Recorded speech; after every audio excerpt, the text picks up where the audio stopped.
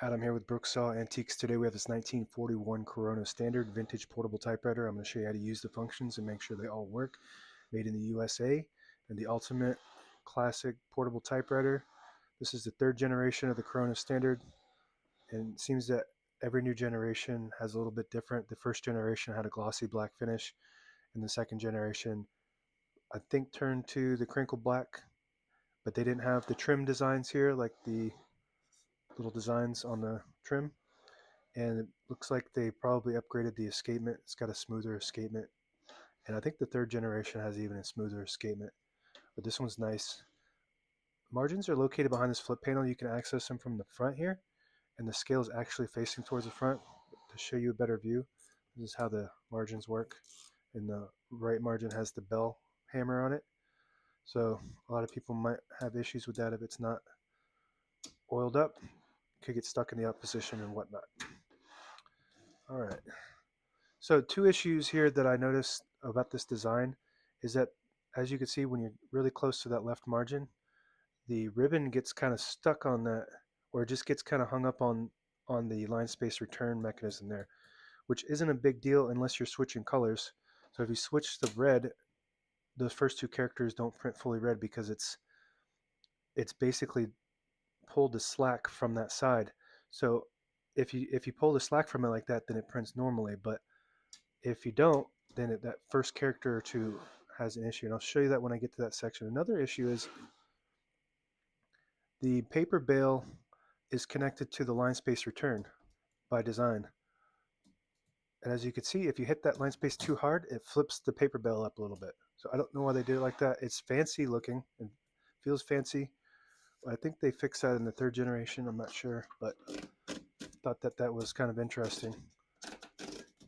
All right. I'm going to put the color on black.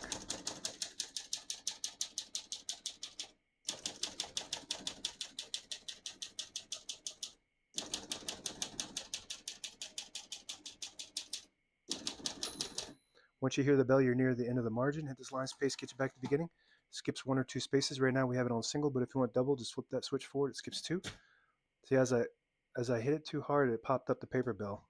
But if you don't hit it that hard, like this, then it doesn't pop it off. So, and here's the trick. If the paper is loaded a little crooked, push forward the paper release and straighten that out, and then flip it back. That's straight. Okay. So I'm going to show you the red. Actually, I'm going to finish typing, and then I'll show you the red trick. As you can see, all the keys type nice, and none of them skip or stick. I'll type a sentence in red on this next line, and we're going to keep that on single space. So as you can see, the ribbon is being slightly pulled by the line space return. So that first character is going to be half red, half black, because it didn't have enough slack. Nothing wrong with the typewriter, that's just how it's designed. So now I'm going to pull some slack, and I'm going to try again on the next line, and it types fine.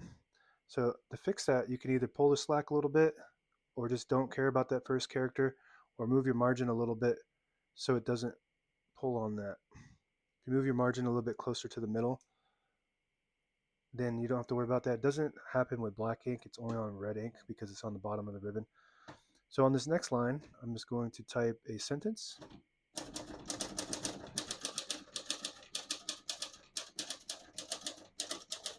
Beautiful. It's got a little bit of a heavy touch, so you can really jam those keys if you want. A lot of people do enjoy jamming those keys so you can really feel the paper, the print hit the paper. This has really, really nice print, by the way. It's the classic machine. It's got the classic feel to it, and it's got the classic print, where before they started doing too much to these, to where the print was messing up a little bit.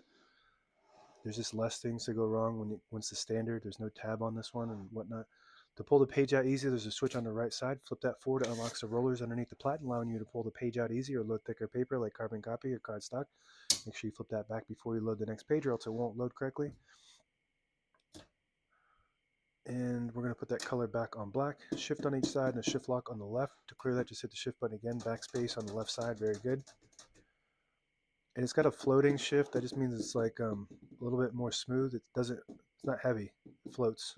So it's a smooth shift. Margin release. When you get to the end of the margin, there's a mechanism that blocks you from printing. Hit that margin release on the right side. It allows you to type past that. Very good. Very smooth machine compared to the second and the first generation. So it's that upgraded escapement that creates that smoothness. Backspace. All right. Open the hood, all the brand new ribbons loaded on the left, so it's pulling clockwise to the right if you want to switch that direction manually. Flip this switch above the backspace to the down position. It'll pull to the left. It's actually, it'll swap it to whatever side it's not pulling to if you flip that down. It just rotates. This is your touch control. Oh, I had it on high touch. That's probably why I was feeling pretty heavy. All the way down towards you is the low touch. All the way up towards the back is the high touch, and that just creates more tension when you hit the keys. So they do respond faster, but you got to hit them harder. I actually enjoyed it on high tension because I like jamming those keys pretty hard and just getting that nice print. All right. And this is another thing that I noticed the third generation is that it's got black metal, like the black metal margins, black margin release there. This is black metal, and the inside it's got a lot of black metal under here versus the regular chrome or the just metal, all black escapement. So that just helps with rust. All right. Carriage release on both sides, super smooth. There's like no play in there whatsoever. It's just really smooth and easy to return. And if you pull out this knob here, oops, there we go. Disables the spacing so you can get to an exact spot on the page. You push it in, you get the clicks. Each one of those clicks is one space. And that's it. Now available on eBay or Etsy. Search Brooksaw Antiques.